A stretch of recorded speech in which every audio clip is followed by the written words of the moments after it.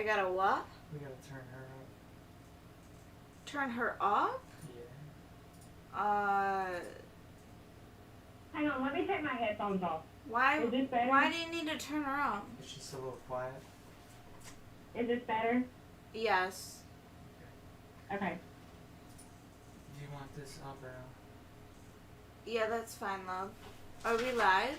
Yeah. Right now? Yeah, just turn it on. Okay. Well, welcome back to Choosing Recovery. I'm Olivia, and this is the Women's Live podcast. So today with me is my girl, Tiff. That'd be me. Hi. Tiffany, Great Recovery Addict and Alcoholic. Happy to be here. Yeah, I'm glad you're here. And our topic today is forgiving ourselves versus forgiving other people. So what do you think, Tiff? Did you want to start? Yeah, this is actually something I've been dealing with just this week because of my oldest son's birthday. Mm-hmm. Birthdays are a trigger for me, not to use, but, like, I have a problem with, like, I'll repress, like, things that I haven't really forgiven myself for sometimes. Or I think I've forgiven myself for it, and then something comes up, and I'm, like, making myself feel like crap about it. Because, like, I did a photo collage of him for his birthday, and, like, I had to go through my whole Facebook because I was looking for pictures from when he was a baby till now, and the majority of his, like, young childhood is when I was in active addiction. And so, because he's 10, so, like, I've been sober for 3 years, so about 5 years, half his life, I was in active addiction. And just looking back at myself in pictures was, like, really triggering for me. And It got me in my head real quick because I was like, oh my gosh, I missed so much. And I didn't even realize it, that I was missing it. There's so much that I don't remember because I have, periods of time that are just blank, like they just don't exist in my memory, know. And I had to, like, really take a step back and be like, no. I had to talk myself down, like, that's not who you are anymore. Like, we have come too far to start doing this now. But if you're not, like, actively watching it and actively, like, being aware of your thoughts, I guess, you can easily find yourself going down a rabbit hole really fast. And definitely, like, for myself, when I started, like, my whole life, I've always been able to hold grudges, like, no tomorrow. Like, with the other person, I am so easily, like, burn that fucking bridge, drain the fucking river, like, do whatever I need to do to get you away from me, and I've always been really good at that. So with getting into, like, my early recovery and stuff, I had no idea that I needed to forgive myself, and I had such bad PTSD in the beginning of my recovery. As I remember laying in my jail cell, and I would, like, have, like, such realistic flashbacks to when I was actively using. And I would get, like, so petrified and scared, and then getting into recovery and having time under my belt. Like, I didn't know that I needed to forgive myself, and I didn't know how. And I remember when I got to rehab, there was this counselor there, and we would always go for the walks in the morning, right? And I never talked to this counselor. I always kept men at a distance, especially, like, in those places. So he comes up to me when we were walking, and he told me that eventually I'm going to have to hug my demon or something like that. And I was like, what are you talking about? He goes, demons seem scary until you hug them. And I'm like, okay, what are you, high? Like, what the fuck is going on? And then, but then, like, he called me another day, and he said something like, it was so weird. Oh, he was like, have you ever forgiven the child in you? Like, forgiven your younger self? Or, like, Your inner forgiven... child, yeah, I've been looking into some of that. And I was That's like, what are you interesting to talking me. about? And I never knew it. And then when I started working, like, drilling into all of, like, why I was using and what I needed to overcome in my life, like, I never realized how broken she was. And I'm telling you what, I screamed at the moon. I cried hysterically. I couldn't, like, I went through all these different things. And I remember I had a dream one night. And I was in this house I didn't know. And there was just this screaming coming from the other room. And I was like, what the hell? And I walk in there, and there's this little girl, and I couldn't see her face. And she was screaming. Oh, my God. And I go, honey, do you want me to stay with you? And she got so quiet, and she sat on my lap. And she was laughing by the end of it. And I remember that dream. And then I told that counselor the next day, and he was like, because you finally acknowledged her. And I was like, what the fuck? Like, I was like, that's it's so crazy. Yeah. Well, and sometimes we're very good at tricking our minds into thinking what we want to believe is true sometimes. Like, whenever, and you don't realize the long-lasting effect of some of the decisions that you made in active addiction. Like, whenever I overdosed and almost died, I left my kids at home. And they were little. That was 3 years ago. Like, I left them at home by themselves. Like, DHR should have took my kids. They should have.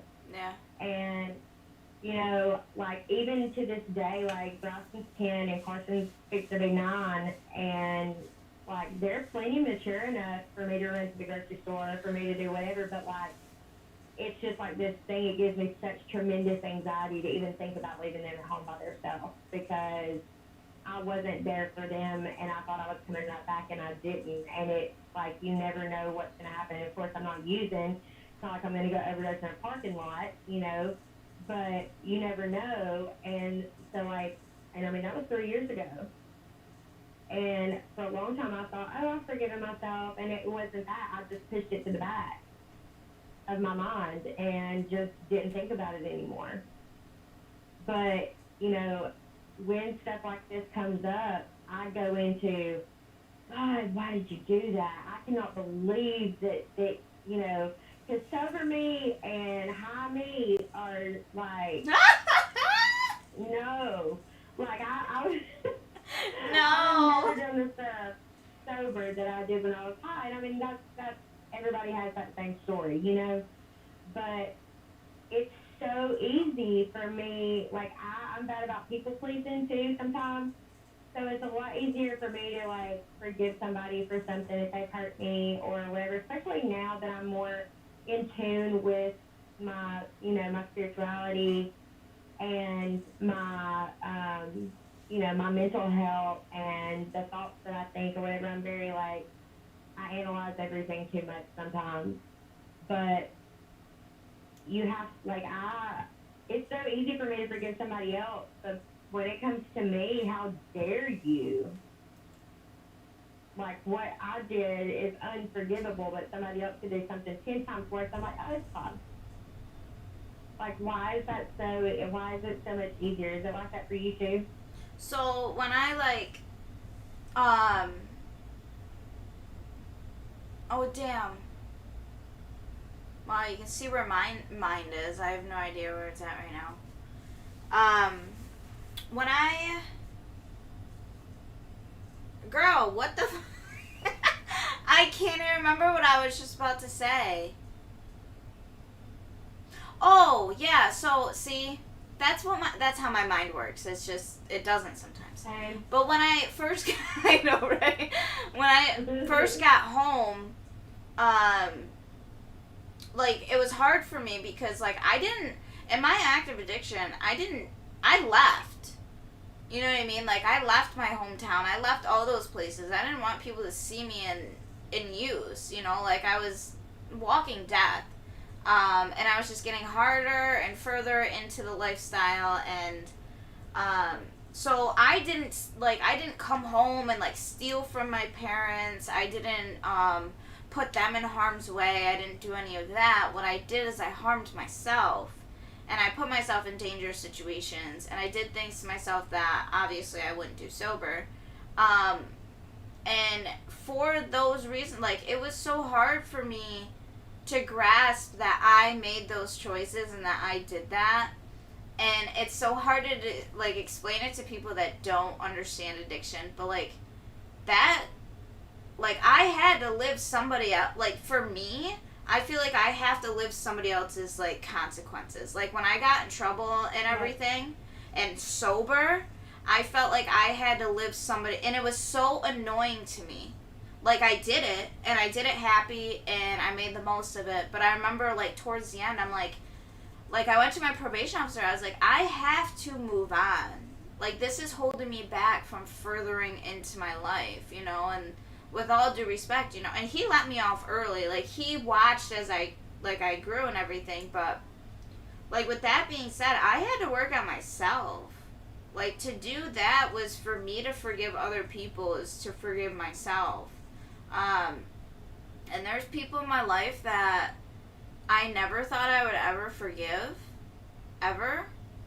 And I have an incredible relationship that I never thought would even scratch the surface, you know? So, it's a lot of work, but, like, my advice for, like, forgiving and, like, the past and things, like, popping up is to just hit it right on the spot. You know, like, don't ignore it. Don't act like it's not there. Just being upfront with people and saying, this is how this has affected me. Like, a huge statement I got in rehab was use I statements, right? Instead of going, you did this, so I did this. No, it's always leave it on an I statement. You know, and I think that has helped grow so many relationships of mine because I was focused on the I, right? I was always focused on working on myself and doing that and forgiving myself and other people. I have been able to, sorry, Scott just commented on the YouTube channel.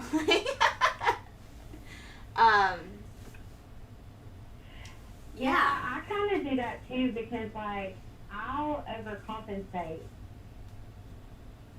Okay, give me just a second. I'll overcompensate. Like, with my kids,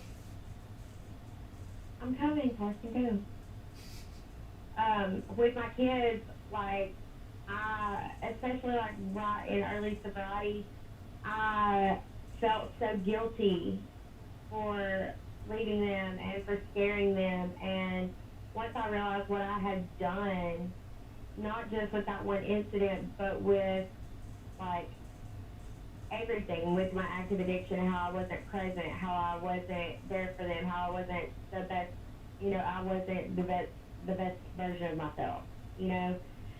And I would find myself overcompensating as soon as when I got home from, like, detox and stuff, like, oh, well, I can't discipline them because, like, I felt like I owed it. To, you know what I'm saying? Like, I felt bad, like, I felt like I needed to overcompensate for things.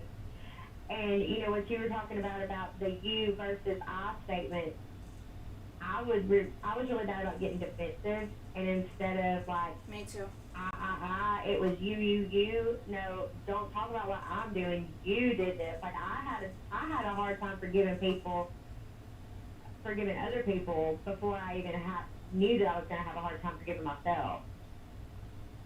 And it, like we were talking about, like, it's, for some reason, like, we can hold grudges like no tomorrow, but to forgive other people is so much more easier than to forgive yourself, right? Because I feel like people forget we're the main characters. I hate it when people say that, wow, I'm in a complete brain fog today. I can't even. Yeah, me too. I got way too much going on, and I was like, I'm going to jump on and do this because that's what's right, and I said I was going to do it, and I'm going to do it. We have so much going on this week, and good stuff. All good stuff.